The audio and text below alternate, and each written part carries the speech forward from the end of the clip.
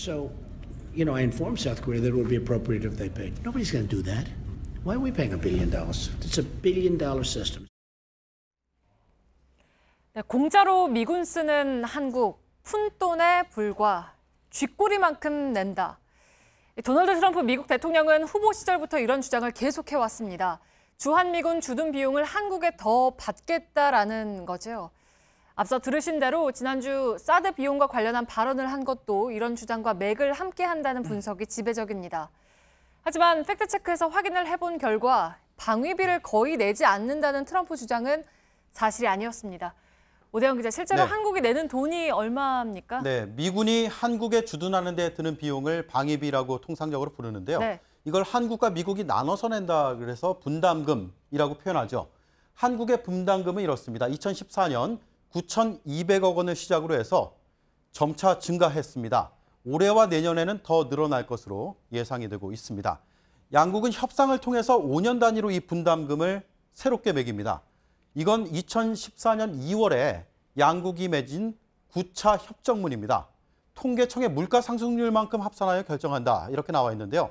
이걸 근거로 내년까지 금액이 대략 이렇게 추정이 되고 있습니다. 네, 그러니까 조만간 이제 1조 원을 넘어서게 되는데 이걸 두고 트럼프는 푼돈이다라는 표현을 썼잖아요. 네. 대체 총액이 얼마고 또 미국은 또 얼마나 내길래 이렇게까지 하는 걸까요? 네, 저희가 여러 루트를 통해서 이 총액을 파악하려고 노력했는데 한미 양국 다 분담금의 총액은 극비리에 붙였다고 합니다. 공개하지 않는 걸 원칙으로 하고 있어서 저희가 다른 방식으로 이걸 추산해봤습니다. 미국 국방부 차관실의 예산 자료를 토대로 역추적한 결과인데요.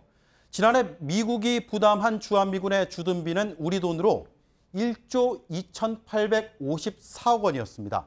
고정비인 미군의 인건비를 제외한 액수인데 이 금액에서 한국의 분담액을 합하면 그러면 2016년에 총액이 되는 2조 2,095억 원이 나옵니다.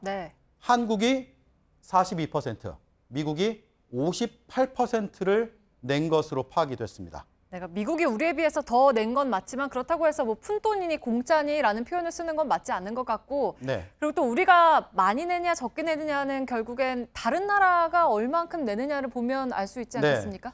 그런데 이 방위비 분담금이라는 개념이 나라마다 조금씩 차이가 있습니다. 그래서 이걸 단순한 수치를 비교하는 게 과연 적절하느냐라는 반론이 있습니다만 그럼에도 불구하고 국내외 전문가들은 수치상 비교를 해서 해석을 하고 있습니다. 이걸 인용해서 저희가 설명을 드리겠습니다. 미국의 보수 성향의 싱크탱크인 아메리칸 액션 포럼이라는 곳에서 조사한 결과입니다. 미군이 가장 많이 주둔해 있는 이들 세 나라의 분담률을 지난해 말에 내놓았는데 일본이 50%, 한국이 41%, 독일이 18% 순이었습니다. 특히 이 보고서에서요. 가장 중대하지만 반영이 되지 않은 비용은 토지 사용료라고 지적을 했습니다. 그래서 우리의 실제 분담금이 더 클 수도 있다라는 뜻입니다. 그러니까 어쨌든 비율로만 보면 일본에 비해서는 적게 내고 있지만 독일에 비해서는 우리가 상당히 많이 내고 있는 거군요. 네, 이 금액을요. 경제 규모와 비교해서 보면 더 정확한 분석이 가능합니다. 2013년 기준으로 GDP 대비 분담금 비율은요. 한국이 0.068%로 가장 많았고 0.064%의 일본, 독일은 0.016%로 세 나라 중에 가장 비율이 작았습니다. 2016년 비율도 저희가 파악을 해봤는데 일본이 가장 높았습니다. 그리고 한국, 독일 순이었습니다. 연도에 따라 차이가 있으나 미군이 가장 많이 주둔하고 있는 이들 세 나라 가운데 한국의 실질적인 분담률이 결코 낮은 축에 속하지 않는다는 건 분명한 사실입니다. 그러니까 결론은 한국이 분담금을 적게 내고 있다는 트럼프 주장은 거짓으로 결론 내릴 수 있겠군요.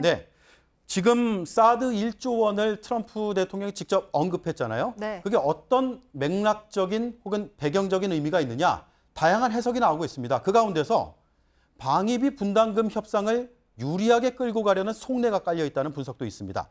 한국의 새 정부가 탄생하면 내년에 미국과 협상을 벌이게 됩니다. 저희가 취재한 전문가들은요.